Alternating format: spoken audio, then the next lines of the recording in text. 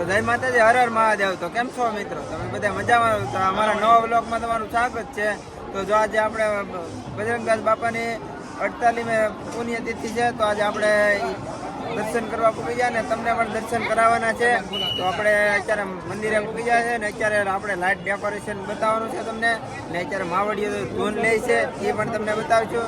તો ચાલો દર્શન કરી આવી ને ચેનલમાં નવા હોય તો લાઈક, કોમેન્ટ, સબસ્ક્રાઈબ કરવાનું ભૂલતા નહીં મિત્રો, ને ચેનલમાં સબસ્ક્રાઈબ કરી દેજો। તો ચાલો દર્શન કરી આવીએ। નિઃશુલ્ક વ્યવસ્થાનો લાભ લઈ આપણા આશ્રમને સ્વચ્છ અને સુંદર બનાવવામાં સહભાગી થઈશું। બાપા સીતારામ। બાપા સીતારામ। દરેક દર્શનાર્થી ભાઈઓ બહેનોને કે આપના બૂટ ચપ્પલને આશ્રમના દરવાજાની સામે આવેલ બૂટ ઘરમાં મૂકી ટોકન મેળવી લેવું। આ નિઃશુલ્ક અને સુંદર બનાવવામાં સહભાગી થશે। બાપા સીતારામ।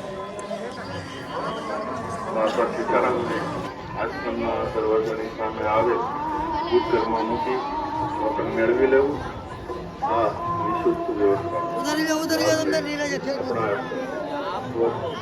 સુંદર બનાવવામાં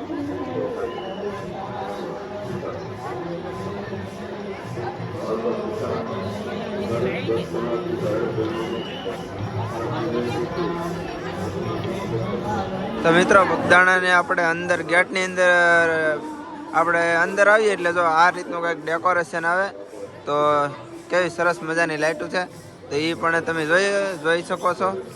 ને હજી તો તમને દર્શન ને બધું કરાવવાનું છે, તો અમે બધા કન્ટિન્યુ બન્યા રહેજો।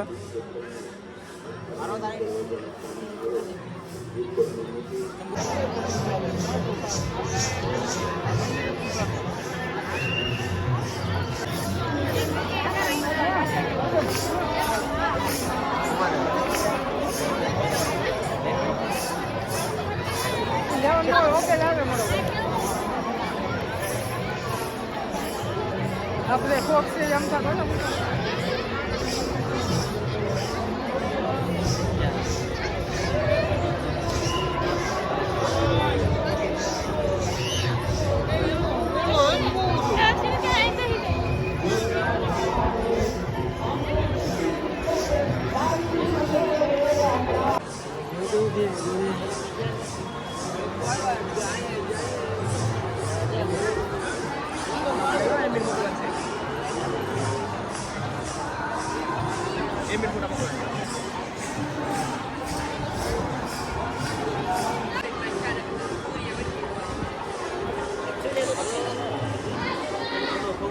હલો।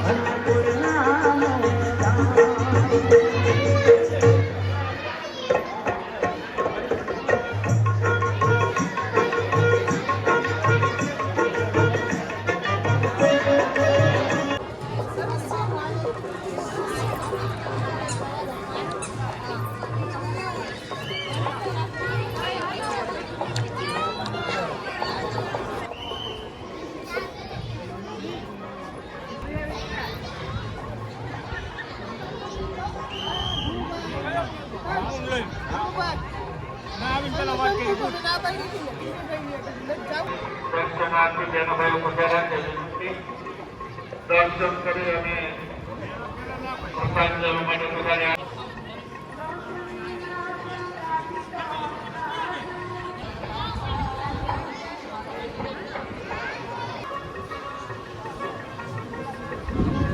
પરમ પૂજ્ય સંત શ્રી બજરંગદાસ બાપાના ધ્યાન મંદિરના દર્શન કરાવો।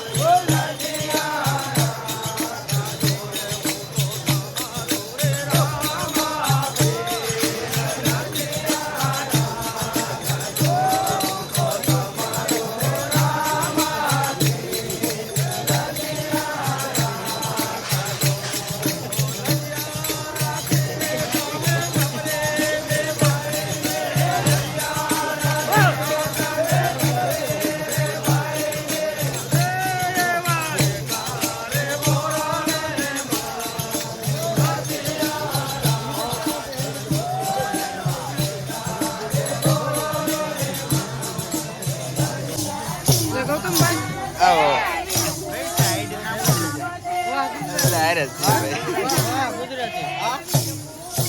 ગૌતમ 11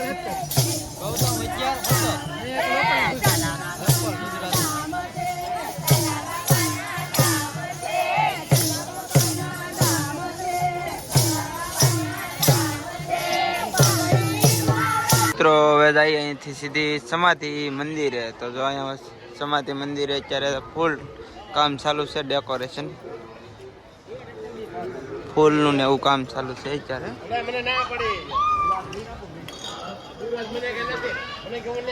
આ ભાઈઓ બધા કામ કરી રહ્યા છે.